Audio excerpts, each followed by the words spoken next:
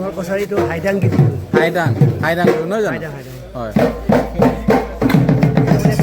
মানে এইটো অতীতৰ পৰম্পৰা আছিলে হয় সেই পৰম্পৰাটো এতিয়া ৰক্ষা কৰিবৰ কাৰণে হয় এতিয়া মানে আমি বাঁহটোত থাকে 13টা গাঁঠি 13টা গাঁঠি থাকে গাঁঠি এই 13টা গাঁঠিয়ে ব্যৱহাৰ কৰা হয় আৰু তাত 3টা ফুটা থাকে এটা বৰ্মা বিষ্ণু মহেশ এই 3টা বস্তু 3টা ফুটা থাকি পেলাই এইটো মানে খুটাত থৈ পেলাই তাত বিহু কৰা হয় আৰু ইয়াত মহিলা নাথাকে অকল আমাৰ হেৰি বুঢ়া মেথাবিলাকে ডেকা যিবিলাকে আটাই মিলি কৰা হয়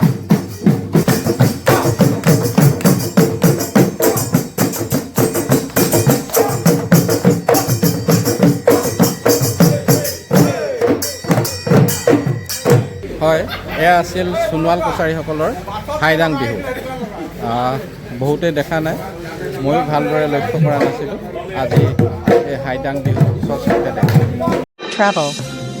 The shadows and lights of this unique journey will continue to be reflected on this website.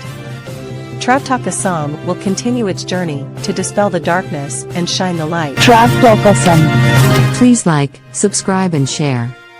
Thank you from Travtok Assam.